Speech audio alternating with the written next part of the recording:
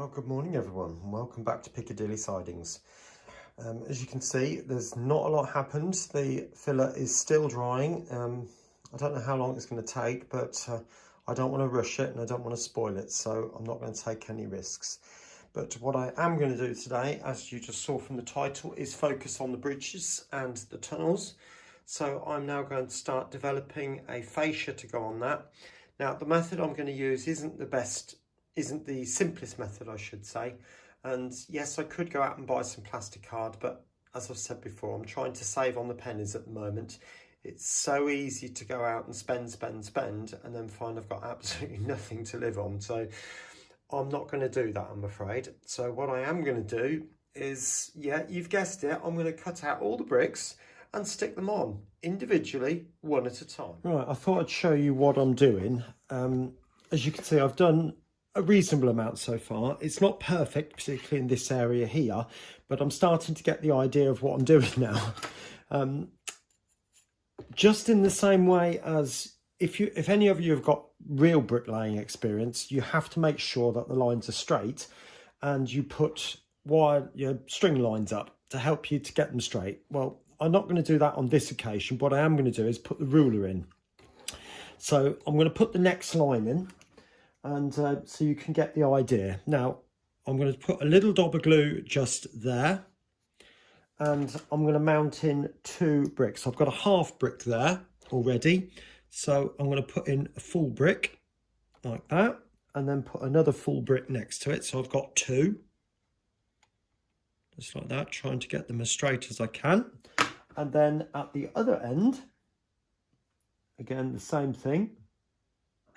Now, the next thing I do is then take the ruler up against both of those, bearing in mind it's still wet glue, and stick down the ruler with the masking tape.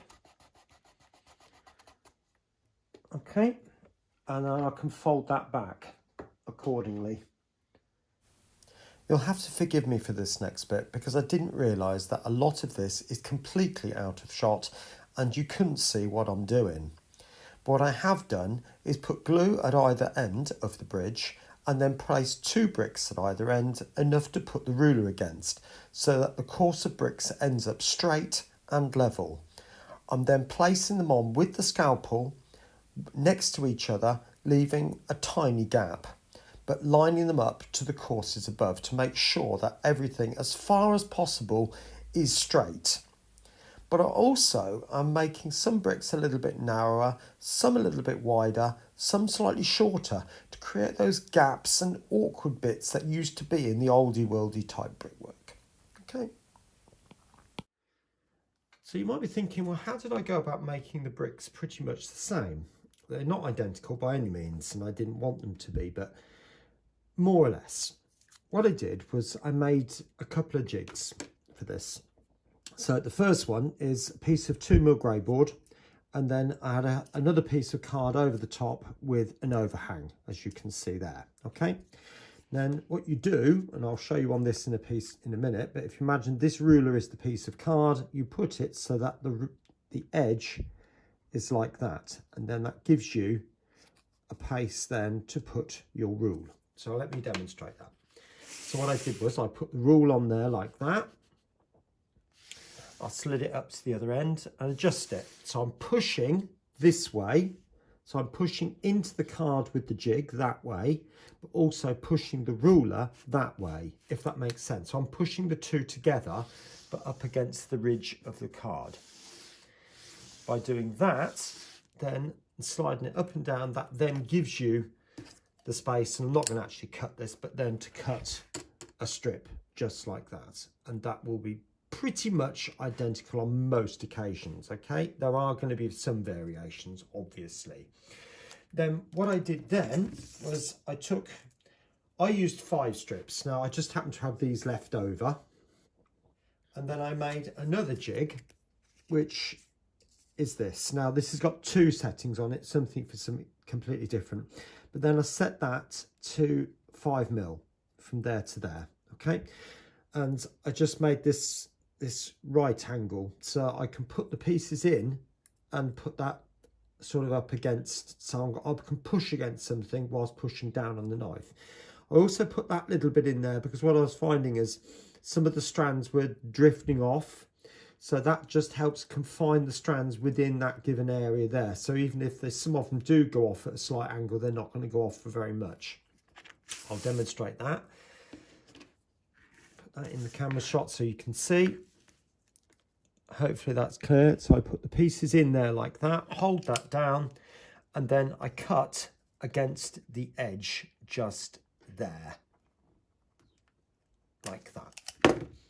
All right. And then you can see the pieces. Now, I have to say, this is a little bit of an insane way of doing things, and it will take an awful long time. Right, just thought I'd give you a bit of an update to where we are. We are nowhere close to finishing yet. But for you, the last clip was a few seconds. For me, that was 4 days ago. As you can appreciate, cutting out all of these individual bricks, every single one of those has been laid on individually. Yeah.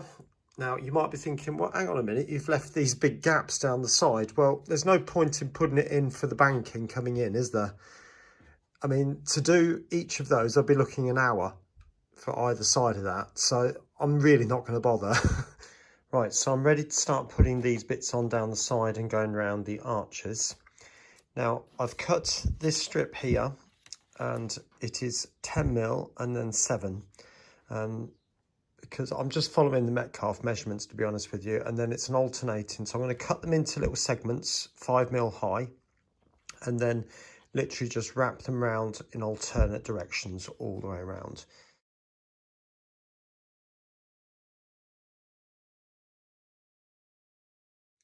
Well, I can barely believe it. It's taken 8 days to get to this point, and that is laying literally all of these bricks individually, one by one.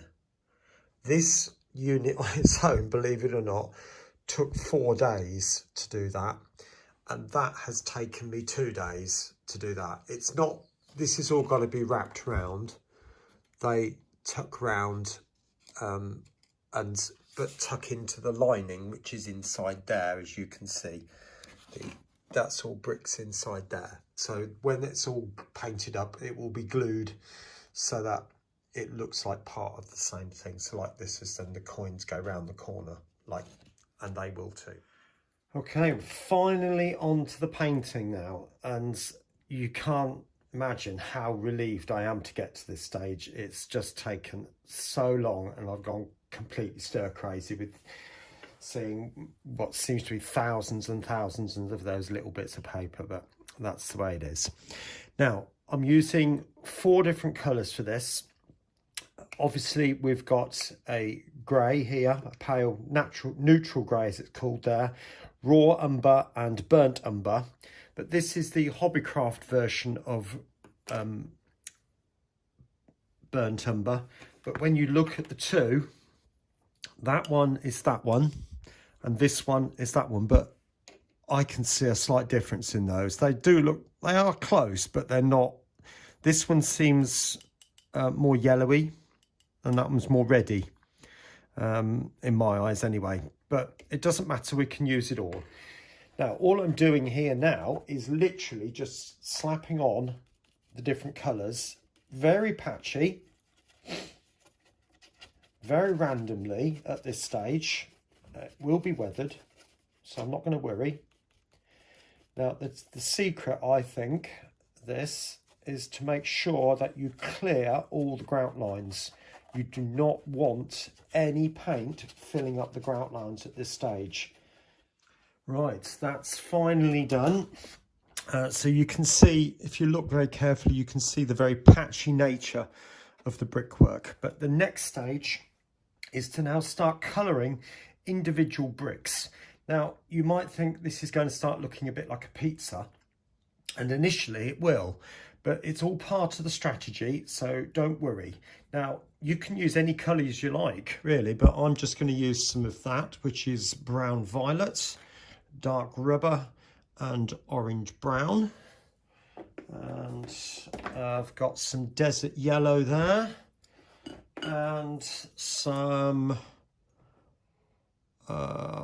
anthracite, I think that one is. And right, I'm just going to start off with this orangey brown colour. Now I'm literally just going to paint odd bricks here and there. I'm not going in with a pattern. That is very important. Do not do that. If you do, it will look quite strange. Like I said, this stage is quite important, because if you go out and look, if you go and look at your house even, uniformly it's one colour. But actually, in reality, when you go up and have a look at each of the individual bricks, there are several colours in there. So that will do for that colour. Okay. There we go.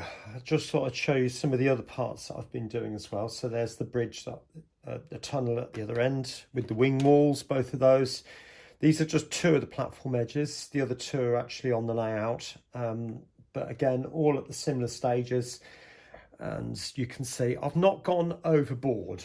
It's just a case of just putting on random bricks.